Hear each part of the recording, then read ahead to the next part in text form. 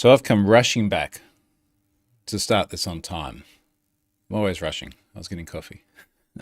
Rushing back. I'm running upstairs and there's all this screaming downstairs.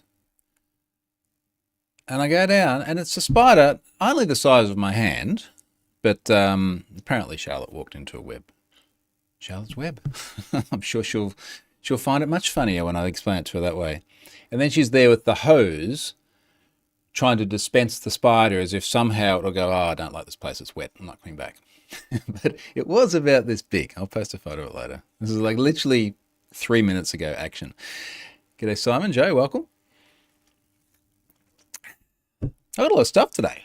I've got a lot of stuff.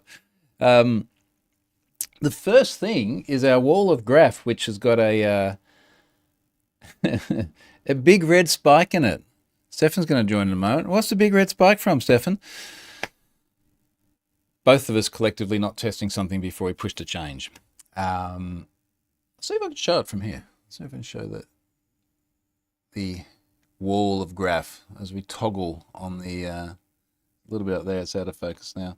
And in the foreground down there on the screen is the wall of red graph from my Azure dashboard, but that is now our wall of graphs.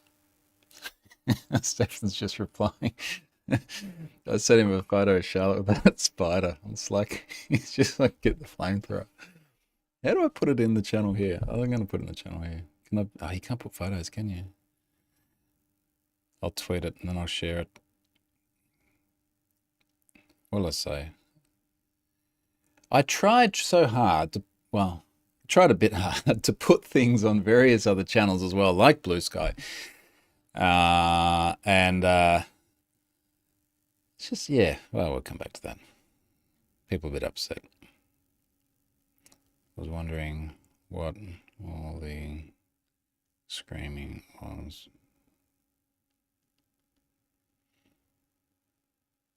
I should tag her. She'll be fine with that. She's kind of boked out. Very hard to get a photo of this spider while it is in the web. Because the focus goes. Focus was on her. All right. Let's do that. Live there. I'll grab that. I'll drop it in the chat. So if you do want to see what all the screaming was about, it was a sizable unit, this one. There we go. It's in the chat. All right. Joe says, wall of graphs looks amazing. Blog post needed on the setup, please. Yeah, so I'll give you the short explanation here, and I think I need to do a blog post. It's actually not hard at all, but several key things needed. One, a big kick-ass screen. Now, I had a spare big kick-ass screen from the TV downstairs. So we used to have a family room TV kind of set up, very common thing. I used to have a TV in your family room. And I must have been sometime in 2013, we ended up getting a projector and a big screen. Now, we don't actually watch a lot of TV. And when we do, it's like it's nice to have the big thing. So that TV that's now up there on the wall sat on my floor for probably the last 18 months waiting to do this. But I've been busy. So it's a 77-inch LG OLED screen, probably, I want to say from probably 2017-ish era. I'll come back to some more thoughts on that in a moment. So I've got that. I had a spare Raspberry Pi 3 laying around that used to be my Pi hole because I still had the Pi hole sticker on it. So I originally used that. I just found that, first of all, I was hoping to do 4K.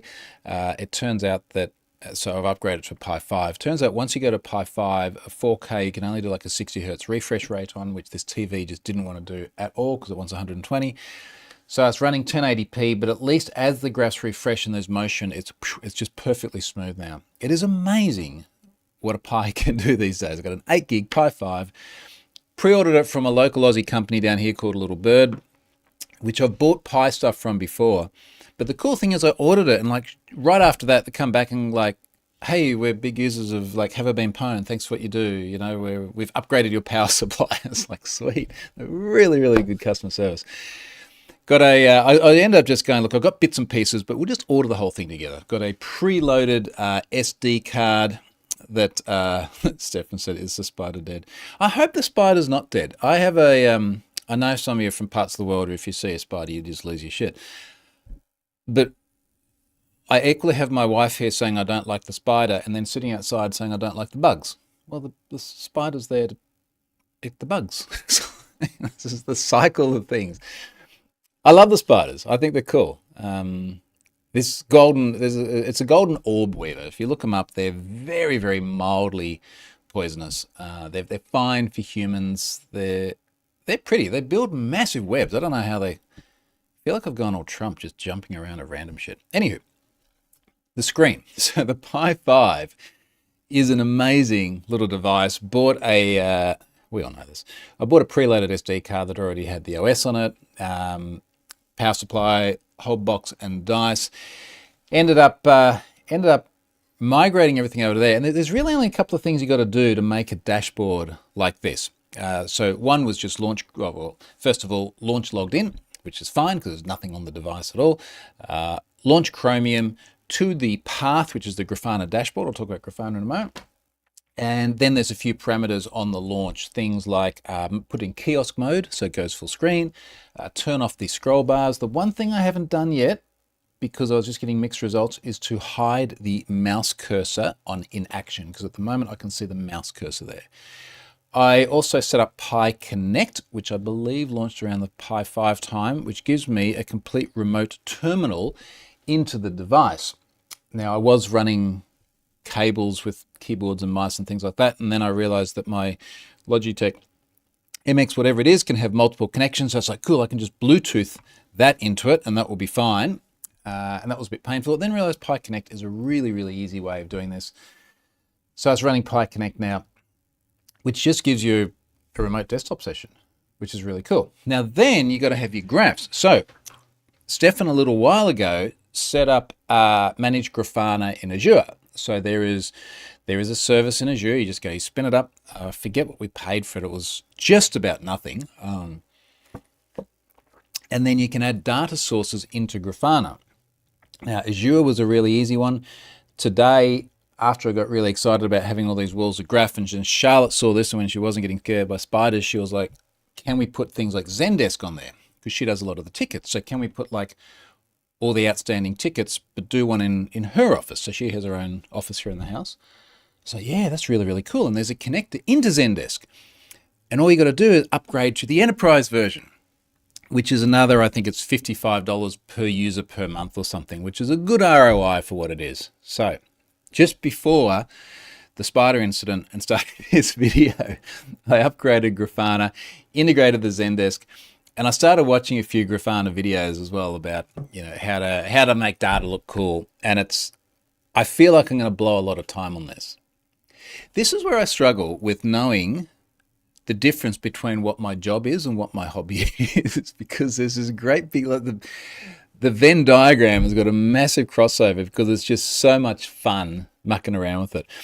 Now, as Stefan said, did you pick the 40,000 subscriptions? So when you look at the upgrade in Azure to the enterprise model, there's one option which is like monthly, $55 a user.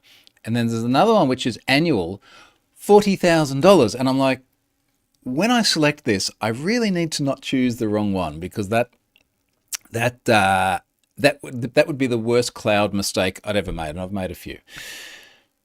So anyway, that's also got a connector into Cloudflare. So Stefan, I think we'll look at getting some cool Cloudflare stuff in there as well. And for me as well, like a lot of the way I want to use this is when I have particularly journalists and so on often come into the office here, and they see this wall just having like useful, interesting stuff on there. Like once we get to Cloudflare, we can start saying, well, how many phone password queries have there been? I assume we can do this with the Cloudflare connector. That's not data we have out of Azure because it all hits the edge. What's our cache hit ratio looking like at the moment? That's actually a really, really important metric. Now, I will blog it all up per Joe's question here, including the metrics we've got. So looking at the moment, we've got things like the number of cores the database is currently running at. So spoke a lot about how we're trying to tune load such that we run on as few cores as possible, but that we auto scale using Stefan's magical auto scaler tool So we're running at 16 cores at the moment. Our database CPU utilization is 26%. Once that gets to below 20%, because we've got either a reduction in load or a combination of that, which tends to happen over the next 5 or 6 hours, and then we have a higher cache hit ratio as more K anonymity hash ranges get queried. That percentage utilization will go down. It will get under 20%, and we'll see the cores go from 16, I think, down to 12 as the next scale down. And then we've got a graph of CPU load over time, the amount of space used. We're using 1.04 terabytes of space in the database at the moment. That's actually dropped about 1% today because I cleaned out some temporary stuff we didn't need. Our workers percentage, our data IO percentage, the successful connections, memory percentage, that's all database. And then we've got a whole bunch of API stuff here. Response times, because we just cocked something up, our response times went from the usual sort of 60 milliseconds up to about 170 milliseconds. Our request rate, only doing about 80 requests a second at the moment because we've got a lot of caching happening. Our Cloudflare, if I was to flush that out, that would go up. Failed requests, which don't look very good at the moment because we screwed up. The request rate of the web app page load breakdown, and the time in both UTC and Iceland. So I can look at this and see just how late Cephin is working. 10:21 at the moment is the answer to that. Steven says, just catching up. Why was the spider screaming? Yeah, who knows? Now, what I do feel inclined to do differently, I went to a friend's house the other day. There's someone we know from car stuff. I'll tell the story about the cars another time. Anyway, this guy had done a beautifully designed house, and he had, what's the right way of putting it? I don't know all the details, and I don't know him really well, but he sold a business that he seems to have done extraordinarily well from, to the tune of having many different supercars, all themed after superheroes. And he's a guy who's a bit older than me, but single, and he just built like the best, most epic house you could for a single guy. And I feel like the rest of this discussion has to go offline. Anywho, the bit I was leading to is he had a bunch of those Samsung frame TVs around the place showing art. And I kind of went at the time, so that's actually pretty cool. I don't know if you've seen one of these modern, recent Samsung frame TVs, but when they show art, it is certainly on a well-lit day when we were there, it is very hard to tell that it's a TV and not actual art. You got to go up and inspect it. And they're super thin as well. And I must say, this office looks freaking amazing. Like, look at the tweets I put out yesterday. But that big TV sitting off the wall, that was a Samsung frame sitting flush on the wall. There is a temptation there. I'm sure that is a business expense. I'm confident it's a business expense. So maybe that will be on the cards. Similar sized unit. What's great about this is that a lot of this stuff I would often load up on graphs to check how it's going. And now every time I walk past, it's there. I mentioned I had this TV sitting around for probably 18 months. One thing I did do quite early on and then just left it is tied it into Home Assistant such that whenever I leave the house, the TV gets turned off. So we save power. I come back to the house, it gets turned on. When we go to bed, it gets turned off. It doesn't turn back on again until I first walk into the room of a morning.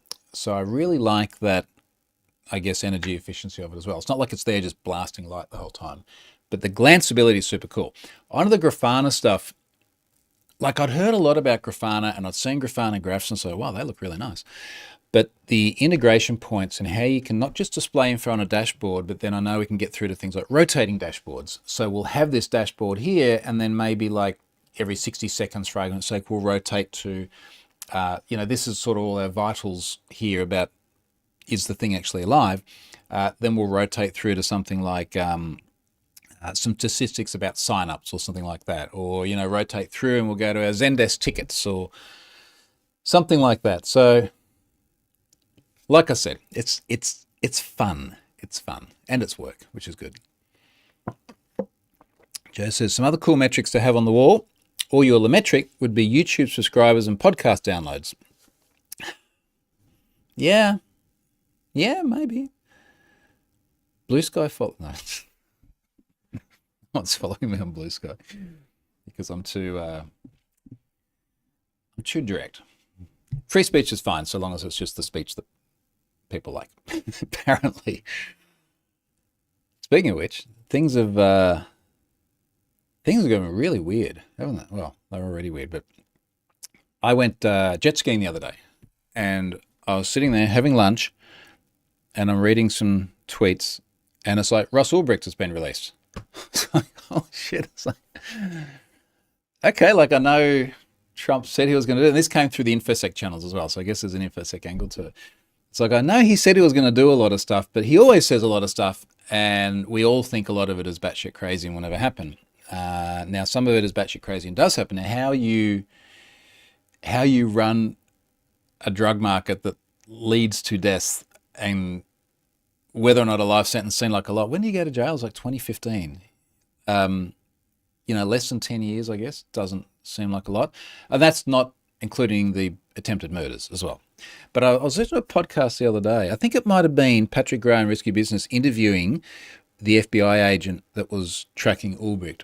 And from memory, they said that the attempted murders were documented but never tried. So he was never charged with the attempted murders. But if ever you've read or watched some stuff on the Silk Road, I don't think there's any doubt whatsoever the guy was literally trying to have people whacked as well.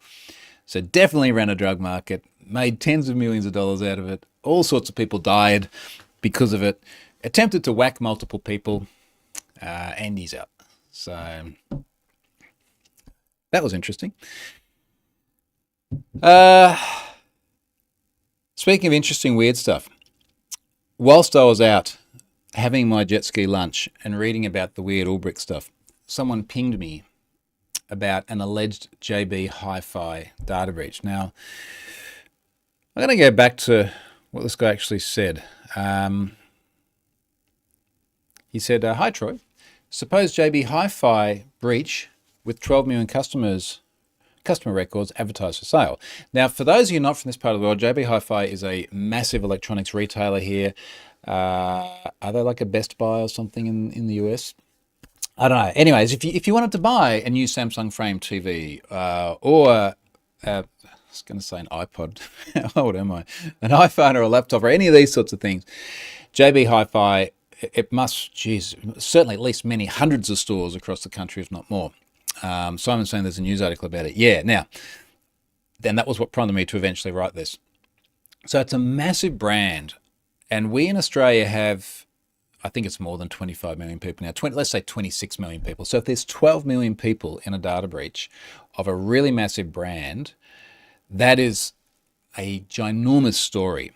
So the guy here has told me where it is. So I jet ski home. That's what I normally do. And I get online and I'm looking for this and I find the ad and I ping the guy on Telegram, which of course is where all the bad stuff is these days. And we have this discussion. I'll tell you what, I'll read you the whole discussion. I put parts of it in the blog post I subsequently wrote, but I'll give you more backstory here. Now, keeping in mind as well, I know every time I have one of these discussions, and this is why I'm comfortable reading it here, I'm talking to someone who is committing a criminal act, allegedly having hacked a major retailer and now selling the data, may well be caught at some point in time, and all the discussions I have may end up in the hands of friends of mine in law enforcement agencies. So I'm a little bit conscious that I choose my words carefully, because you never want to incentivize, you never want to seem like you're encouraging people to do the wrong thing. But obviously, if there's been a data breach, I want to see the data. So I said, hey, I saw your post on the forum about JB Hi-Fi. Big brand and big numbers. I've held off commenting publicly, though, as I'd like to be sure it's as represented first. I want to see if you can pull my own record as verification. It'll have Troy Hunt in there, probably in my email address at troyhunt.com. And I use different email addresses for different services. And the guy says, I lose access since 2 days. I was there 2 days ago. The records leaked was 12 million. I was like, okay, it's not it's not data you have a copy of then, because he's like, I lost access. And it sounded like he had access and then lost access. And then he says, I downloaded the CRM from Dashboard. The list was 12 million lines on it in CRM. So I'm like, so you have data from the CRM. Just trying to work out if this is an actual breach with real customer data. He says, yes, buddy, I guaranteed that for you. And I'm like, so you're able to pull one sample record and verify the claim? Now also, at this point in time, it's not clear whether it's legit or not. And when I speak to this person or anyone else pitching data around, you've still got to be nice about it. You know, like I want to see the data. I want to get the notifications out there and get the disclosure and everything if it's legit. So I'm not going to be obnoxious to the guy. And I never ran. And look, everyone that sends me data, including people who have later been arrested and ended up in jail, I have nice conversations where there's no reason not to, but you got to treat everyone with a healthy degree of suspicion. So he says, okay, and then he sends me jb-hi-fi sample.csv. It's about 300K file. So, all right, well, that's not exactly what I was asking for. And I said, cool, I have an account with an email address at troyhunt.com. Are you able to pull that record? That's something I can easily verify. Now, this bit I did put in the blog post. He's like, let me check. I didn't find any records of this email. So it's a bit weird if there's 12 million people, which would surely be a substantial portion of the subscriber base. And I bought a bunch of stuff from them online before as well, and I'm not in there, but, you know, who knows? So I said, okay, let me see if I can verify based on the sample you sent. Thanks for your time. And he's like, sure, man, take your time. So I go through this data. And what I didn't put in the blog post, without disclosing too much, I did have a discussion with someone who was like, this is Dymix. So I knew what they had concluded, but I wanted to verify this. Every single email address I checked had been in the Dymix data breach. Now, Dymix is an Aussie bookseller. I was not in that data breach, which might explain why I'm not in the set that he now has. They had a data breach that had about, I think it was 830,000 people in 2023. Now, 830,000 is a hell of a lot less than 12 million as well. But it is an Aussie retailer. There's a lot of .com.au in there. If someone was glancing at it, they'd be like, oh yeah, they're Australian. Maybe they've shopped at JB Hi-Fi.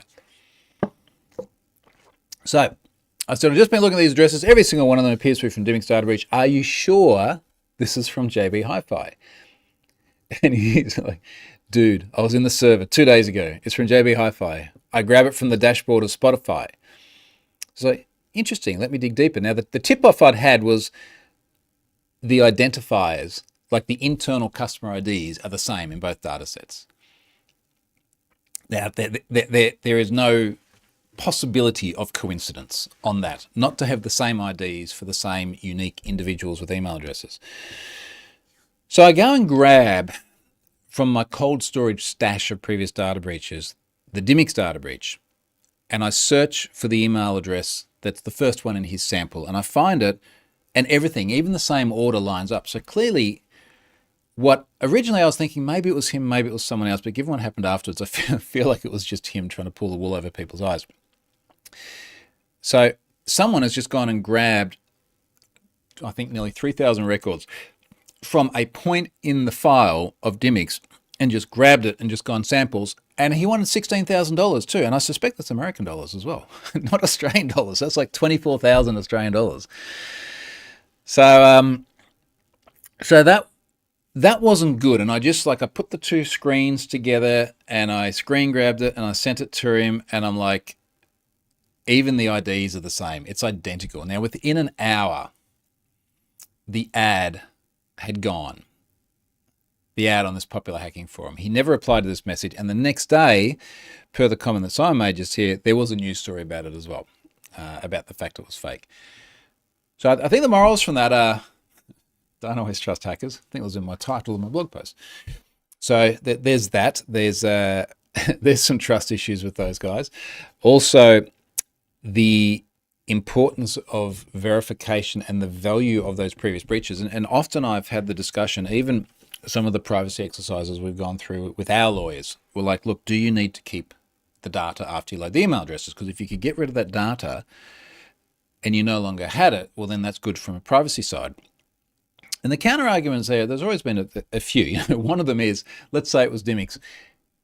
Is there really much point? Is there actual tangible community good that is done by us as the good guys who very carefully manage this data, deleting it, and then it's still out there all over the internet for everybody else? Like, there is really not a net positive from that. And the thing that we lose is the ability to do stuff like this. And the number of times I've had to go back through previous data breaches as part of the process of verifying something new and using that to establish that something, for example, is bullshit. It's a countless number of times. And inevitably the person that tipped me off did exactly the same thing. They obviously had the Dimix data because they were able to look at those internal IDs. It wasn't just putting the email addresses into Have I Been Pwned and getting a hit on everything. So anyway, that was that I thought was a really good use case of why we need that data that we've already loaded. I feel there's a comment here I missed. Sam, cold winter's night in the UK. Don't have that problem here. We got to 30, well, the day I went jet skiing and read about Orrick and the alleged Shabby Hi-Fi bridge. 36 degrees in the pool. We've got solar, passes it through just piping on the roof. It just absorbs all the sun. It's 36 degrees in the pool. We went to dinner that night. We were home at like 9 o'clock just swimming in the pool, and it felt like a bath. It was so nice. 38, I think, outside, about the hottest we've seen for a long time. Only 27 at the moment. This is all Celsius too, if you're wondering, thinking that doesn't sound so hot. Muppets and beg bounties. Can't believe anyone argued with me on this. I've had 2 beg bounty incidents this week, and in case you're unfamiliar with that term, g'day James, thank you for joining. The term of beg bounty, it's like a bug bounty, except rather than finding something legitimate that you put forward, like I've found a direct object reference enumeration vulnerability. I change a number and I get someone else's data back. Someone runs a tool like SSL Labs over a website, and it comes back and says there's some weak cipher suites enabled in your TLS implementation. Can I have money now, please? Screw you, man. It's like, no, you can't. Go away. Like, this is not a genuine vulnerability. And it's particularly ironic when everything sits behind Cloudflare, and it's Cloudflare's implementation. And obviously they have those cipher suites enabled to support legacy devices or something to that effect without any serious actual risk. So that's the big bounty. And I've written about the big bounty before. And I keep getting these freaking messages from people begging. Now I'm going to do the last one first. So I had one. Where did this come through? This came through as a ticket on Have I Been Pwned, actually. If I go to my images here, where's my media? Spiders and stuff. This guy the other day, Sam K. Also, you start begging for bounties and screwing with my security at email address. Like, I don't have a problem with a name like Sam K or the other guy we'll talk about in a moment appearing. The other day, and you can tell because it always feels like it's out of a mail merge. It's actually 17th of Jan. Hey there, I was looking at haveibeenpwned.com and spotted a few things that could make your site a target for cyber attacks. Do you have any kind of formal/informal bug bounty or reward program for researchers to find and report security issues? If so, please let me know. And I'd love to check out the details, see how I can help. If not, please let me know. If you're open to rewarding researchers for valid vulnerability reports, your discretion. Now, there is a standard way for communicating how you wish to be contacted if there's a security vulnerability, any bug bounty programs that you do have, and that standard way is a security.txt file. Website address /well-known/security.txt. Like, this is the spec. Thousands and thousands of different websites implement this. So I went, and I talk about beg bounties in mine. Went back to him and said, please review the website security.txt for details on responsible disclosure and beg bounties. If this isn't a beg, you're welcome to reopen the ticket and provide further details. Now, I know it's a beg. It's always a beg. But maybe one day it isn't, and that's the bit that makes this so messed up. Because it's often me trying to reach out to a company saying, I've got something really tangible. I've got someone has sent me your data, or someone's reported some serious security vulnerability, and I get ignored because they get crap like this. Now, that's what makes me angry about this, but it also is what makes me respond to these, because one day one of these people might be me, or equivalent. Now, obviously, this guy sent so much beg bounty crap that he just didn't even see the reply, because then he comes back, he's like, hello guys, just bumping this to the top of your... Stop saying that. Whoever does that, stops. It's dumb. Bump to the top of your inbox. Come back and say, mate, you haven't replied yet. What's going on? Give me a reply. And I just went back and said, it's the same reply as before, Sam. Read the security.txt, figure out if this is just a beg, then provide details if it's actually legit. So this is what myself and a gazillion other people are dealing with time and time and time again.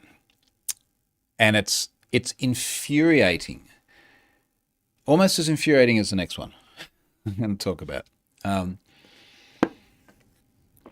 Just notice here, VXDB said, hey, Troy, is the wall of graphs in this room? Yeah, it is. And earlier on, I pointed the camera just over there a little bit. It's up there. You can see just behind the other monitor there. So, yes, you are in the room. Let me try and get that straight again. In the room with the wall of graph. Oh, and there's the window. So I've got to go that way a bit. All right. And it's awesome. Play back the video later. I talk in detail about it. So someone emailed me and nearly 500 other people 3 days ago. Now we know it's only 500 other people because they put everybody on the CC. Good job. Here's the email. Inquiry about your big bounty program. From Red Apple Beauty. Sounds a bit odd. 2, security@atlassian.com, security@google.com, plus 495. So 495 others. I assume I'm one of them. So maybe it's 497 people in total. Dear team, I hope this message finds you well. Doesn't really. I'm a security researcher and am interested in contributing to the security of your platform. Could you please let me know? And every time I get a message, whether it's like this or wanting to partner or anything like that, where there is no recognition of what the platform is, domain name doesn't count. But yeah, so someone's like, hey, look, I really appreciate the work you've been doing around keeping people safe from data breaches. All right, well, okay, that's not a mail merge anymore until the AI catches up. Could you please let me know if you have a paid bug bounty program? If so, I would appreciate if you could share details about your program, including its scope and guidelines. Looking forward to your response. Thank you for your time and consideration. Best regards, Ghulam Yassin. Ghulam. Let's say Ghulam. Now this is, in some ways, this is even worse than a beg bounty because they haven't even found useless shit. They've found nothing. They're like, if I go and find useless shit, will you give me money? It's even worse. So I posted this and I said, you absolute Muppet Golem. And I posted the screen grab highlighting the fact that CC'd everyone. This has had 779,000 views. So it did get some traction. And it was quite fascinating to see some of the responses. Now, I sent this out just after 8 p.m. 3 days ago. And there are a bunch of engagement there. Most people going, yes, Muppet. And then I went to bed and I got up in the morning and I had about 70 emails from Service Desk, because it seems that by copying in all of these different accounts, some of them automatically went to ticketing systems that then replied all. And I think the ticketing system sort of got into some sort of infinite loop where it kept emailing. Maybe it was emailing another ticketing system which got that and then replied all, and it emailed that ticketing system, and it just went round and round and round. And then I found multiple other people, including Scott Helm, had also received the same stuff. It'd actually be interesting. Scott's got a project called crawler.ninja. He crawls the top 1 million websites nightly, and he indexes things like security.txt files. It would be really interesting to see if this guy just went through, whether it's Scott's list or someone else's, went to all security.txt files, which incidentally is where the bug bounties are published, and then took the email addresses and used that for his spammy mail merge. Fascinatingly, there were multiple people who thought this was okay and who thought I was being harsh. Now, I've had a blog post in draft for many years about spam, and I must finish it one day. But it's fascinating the excuses people make about spam, either the people sending it or some of the people justifying old mate here. Spam has a very clear definition that's predicated on things like it being mass, it being promotional or an attempt to seek money, and it being unsolicited. And that is what this is. We know it's mass because we can see how many people it's sent to. We know it's unsolicited because we certainly never asked for him to send me this crap. And clearly, the guy is not looking for bug bounties as a hobby. He literally says, if you have a paid bug bounty, it is spam by every reasonable definition. Now, somewhere in here, I'll see if I can find some of these responses. Why do I do it to myself? There's so many replies to this. How many replies are there to this? 200. 199. Some of them were defensive. And I just got to the point where people going, look, he's not a Muppet. He's just entrepreneurial or something like that. I put out a poll. There seems to be some debate, so let's check the consensus. Is Ghoulam a Muppet for spamming 500 organisations to promote his paid services whilst putting everyone on CC? 84.5% of people said yes, Muppet. So that is my conclusion. If you argue with that, you're wrong. Let's read the comments. Stephen, 2 camera angle changes in one day. Stream would have been spoiled. I know, it's crazy, isn't it? James says, I bet the wall of graphs is powered by Grafana. Yep, spot on. And I go into how we did that earlier on. Stefan says, the awesome thing is that since they were all in CC, this is Ghoulam again, the automatic ticketing systems attached to those emails keeps creating tickets. Yes, I mean, this is the thing. It became like almost like a self-replicating mail bomb. I do wonder if you could get to the point, and surely this has been done before, but can you get to the point where the mail self-replicates through so many things on CC, it just, where at some point, the pin gets pulled on something. Anyway. James says, this sounds like someone that plans to pay someone else to find a bug. I bet you could end up getting hit with traffic, maybe cold calling for other people. It's just dumb and annoying. It's really dumb and annoying. And it's so unnecessary, but you just can't, you can't go and dismiss all these either. I do think, we did actually have someone, Stefan remember this as well, we did actually have someone report something a little while ago which was valid enough, and it was due to a Cloudflare configuration change. Stefan, can you remember what it was? Where there was then a path that you could request that did something. I know that sounds super vague, but when you get something like that, it reads completely differently to the big bounty stuff. It's not mail merge, generic, would you pay vulnerabilities? Yeah, it was an image resize thing, but what would it actually do though? I'm trying to remember what was it disclosed something of really, really minor impact, and we're like, yeah, that was just a toggle somewhere. But anyway, the person that sent that explained it very clearly. And they're like, this is what it is, this is how it works. And, in that case, like, okay, well, we do have a security.txt. I don't think we end up sending him stickers or stuff, but yeah, that's what it literally says in security.txt. It's like, look, we don't do paid bug bounties. It's a very basic, simple project with just a few of us on it. We'd love to send you something if you find something of use, but it'll be stickers and that sort of thing. Sam says, the Cloudflare research I sent you earlier was interesting, especially for 15-year-old. Now, this is actually kind of interesting, and I just didn't share it any further because I'm not sure where Cloudflare stands on this at the moment. But this was effectively a 15-year-old kid. First of all, good on you, mate, for doing that at 15. That's great. I wish my 15-year-old kid did that. Who had managed to not de-anonymize, but roughly locate someone's geolocation based on the Cloudflare edge node they were hitting. And he had a technique which would cause someone to make requests through to particular Cloudflare or to the closest one to them, as opposed to the normal Anycast magic where you make a request to troyhunt.com and you just get automatically redirected to the closest node. So if someone was trying to be, it's not even if they're trying to be anonymous, because if you want to be anonymous, you fire up your VPN and you just exit through the other side of the world, in which case this wouldn't work. But it was more, I think the bit that I wasn't clear on, Sam, and I did read this very early before coffee kicked in, was that if you're able to get someone to make a request to an asset and then see which Cloudflare edge node that went to, and then have a rough idea of where they are in the world, can you not make them make a request to an asset on your own service and then just capture the IP and have a much more accurate sense of where they are? If you know the answer to that, put it in there. Now that I've had the extra coffee, maybe I can understand the whole thing. Yeah, that was interesting. If you have a look at my tweet feed, James, you'll see I did reply to Sam somewhere in there, but it will be in the replies there. Now, last thing I put on here, and this is at the very early beginnings of planning, but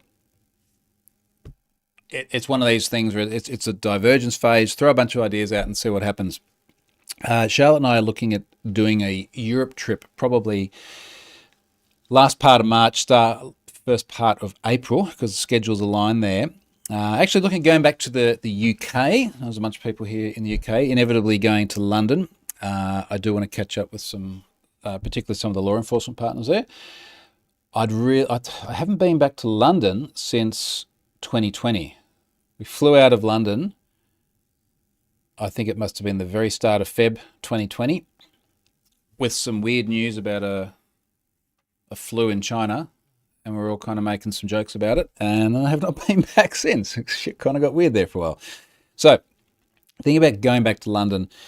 In London in particular, I'd really like to do some sort of a user group or something like that. If any of you listen to this, or if you're in that part of the world, I think the last time I did, I must have done a massive user group I've done a lot of user groups. I can't remember. Anyway, if there's anyone that wants to do that, particularly probably the last part of March, so folks, if you're in the UK and think that might be cool, let me know. Want to go to Ireland. Not been to Ireland before. Again, there's some law enforcement related things there that I'd like to do. I'd like to go to Dublin and possibly go to Northern Ireland as well, just so I can tick off those boxes. It's one part of the UK that I haven't been. So I might try and do that. And of course, if we're going outside of the world, we've got to go to Iceland and see Stefan. I have not been to Iceland before. The Icelandic government is one of the governments on Have I Been Pwned as well. So I think we need to say them, go and see them and say good day. And we probably need to bring back some more Icelandic salt, Stefan. That's really good. Stefan's given us this salt from Iceland before, which is, what do we get, Stefan? It's like there's the licorice salt, there's the birchwood salt, one of the other ones, try to remember. But it's amazing on steak. So we made him our salt mule when we saw him in Oslo only last month, wasn't it? So anyway, if you're in any of those parts of the world and you can get some sort of an event lined up, particularly a user group style thing where we just turn up and talk shit for an hour or two, I think that would be awesome. So please let me know. VXTV, I'm jealous of you. I want to go to Australia so bad. Australia is epically good. Now I'm biased, but I'm also well travelled. So I think it's a reasonable thing to say. Someone made a comment in here about the temperature in the pool before. What was it? About it being too hot or something. It's not too hot. It's absolutely bloody beautiful. Australia, it's a little bit like the US and Europe in that it's large enough to have so many different climates and environments and things like that. But it's just, it's that size, but we've got, what did we decide before? 26, 27 million people or something. And it is, particularly where we are here, it's just, I feel like every day we just look around us and go, this is amazing. We just had a bunch of our friends in our immediate neighborhood vicinity that we can see from a backyard come back from Japan skiing, and Japan has had epic snow, like the best in the last 30 years, which made me very jealous. And they would have had the most amazing time. I was just watching one of my mates there standing at his pool, just looking around. It's like, you're just marveling at how awesome this is right now, aren't you? And that's what it is. It's beautiful. Also for the for the international folks, one of the photos I tweeted the other day when we got to like 38 Celsius was that it said it feels like 49 Celsius. That's 120 Fahrenheit. Perfect in the pool. Absolutely perfect in the pool. VXTB says it was minus 10 F here the other day. Crikey. So 0 F, what's that in Celsius? That's a lot below 0, so minus 10. Oh. The coldest I have seen before is probably minus 20 Celsius. I think that's is it like minus 23 where things start to line up? I can't remember. There's a point there at which the same values are the same in both measures. Milford, good morning, guys. Almost missed it again. We're almost done too. So thank you. Minus 42. Minus 10 is minus 42. Jeez. Correct. I don't want to ask what you is. I can only guess. I would like at some point in time to go somewhere where the weather is like that, just for a few days, just so I can see it. I think it'd be fascinating. Like I spent a couple of days in Death Valley in 2019 where it was, I think it was 47 Celsius. Not feels like, but actually 47 Celsius at the time. And so, okay, cool. I'm really glad I've done that. I've seen it. I'd like to see somewhere at the other end of the extreme. I don't think it's going to be Siberia anytime soon, but maybe like Yukon in Canada or something like that. Would be pretty cool. VXDB says the other year we got a polar vortex and the wind chill was minus 45. Crikey. Oh, that's Michigan. Wow. Sure, I've been to Michigan. It wasn't like that though. Jeez. All right. Well, we're up to here, 28. What does the weather station say? I really like having a weather station at home because there's this whole premise of like microclimates, where at the moment my watch says it's 28 Celsius. So apparently in our suburb it's 28, but it's different from like even just street to street. So our Davis Pro weather station on the roof at the moment says it is 27.1 Celsius. What are we heading to today? Apparently, where's my phone? Now, I know this is obvious to some people, but it is summer. It is summer for us. I know it's different for many others. We're heading to 35 Celsius today. Hey Siri, what's 35 Celsius in Fahrenheit? 95 Fahrenheit. Yeah, okay. Not too bad, really. And the pool's still there and the air conditioning's on, so we're good. All right, folks, I'm going to wrap it up there. I'm going to play a lot more with Grafana. I've had multiple requests now to blog that. So once I feel like I've got everything neat enough and cool enough and integrated enough, I'll write it up. There's one or two little glitchy things on the Pi I want to sort out. One or two glitchy things with Grafana. Stefan, I don't know if you know the answer to this, but the number of times I keep getting challenged by Azure to re-authenticate, no matter how many times I check the remember me thing. So sometimes it starts up and it's like log back in. So then it's like, okay, now I need to go back to Pi Connect. And yeah, anyway, at least the Pi you can just leave running as well. Thanks, folks. Catch you later.